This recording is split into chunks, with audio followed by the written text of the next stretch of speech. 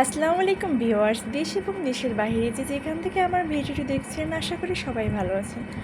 বাইরে প্রচুর বৃষ্টি পড়ছে, বাসায় কারেন্টও নেই, তো কি করব, মোবাইলের ফ্ল্যাশ জ্বালিয়ে রান্না করতে চলে আসলাম। তো আজকে রান্না করব দেশি মুরগির ঝোল।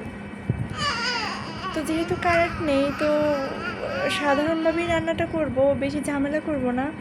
তো এই তো আমি 1 কাপের মতো পেঁয়াজ দিয়ে দিয়েছি, কয়েকটা দারচিনি দিয়ে দিলাম। পেঁয়াজটাকে একটু ভেজে নেব।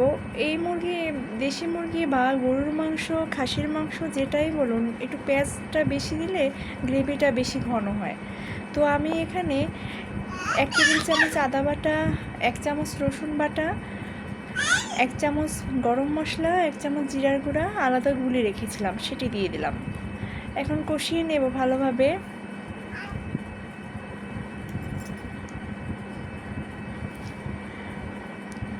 এই পর্যায়ে দিয়ে দেব মরিচ আর হলুদের গুঁড়া।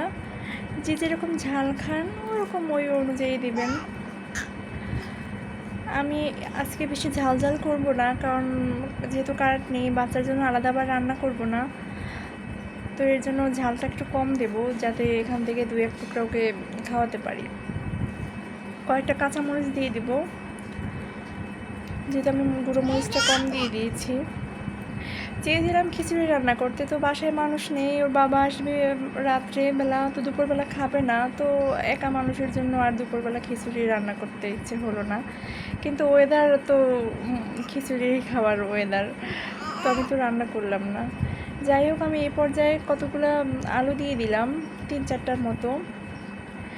আলুটাকে আমি বড় বড় পিস করে কেটেছি, কারণ দেশি মুরগি যেহেতু একটু সেদ্ধ হতে সময় লাগে। ছোট ছোট আলু করে দিলে তো আলুটা গুলে যাবে।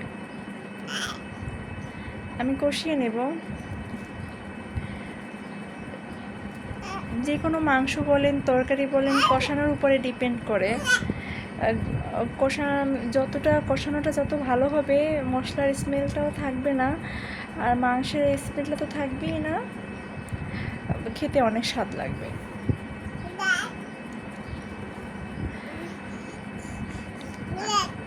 আমার থেকে হয়তো অনেকেই অনেক ভালো রান্না করতে পারেন, তো আমি যেভাবে সিম্পলভাবে রান্নাটা করি সেভাবে শেয়ার করলাম। যেহেতু আমি অত পাকা রাঁধুনি না।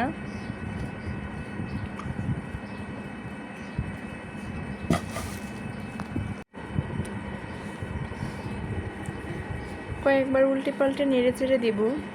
গ্রামের মতো শহরেও এখন বৃষ্টি হলেই কারেন্ট নিয়ে নেয়, একটু বাতাস বৃষ্টি হলে।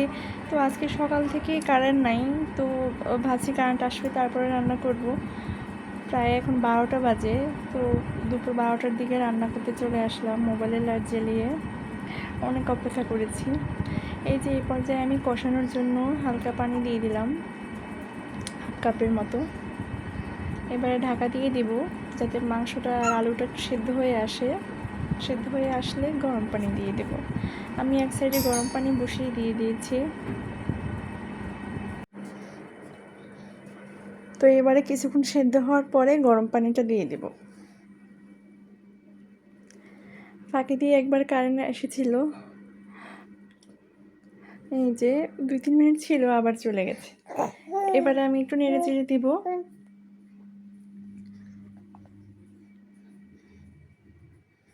এই তো আলুটা প্রায় সেদ্ধ হয়ে এসেছে। এই পর্যায়ে গরম পানিটা দিয়ে দেব।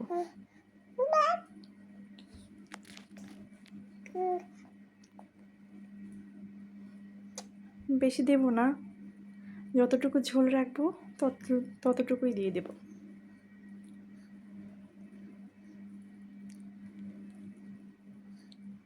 এই তো মুরগিটা হয়ে গেল, আমি 10 মিনিট পরে নামিয়ে নিয়েছি।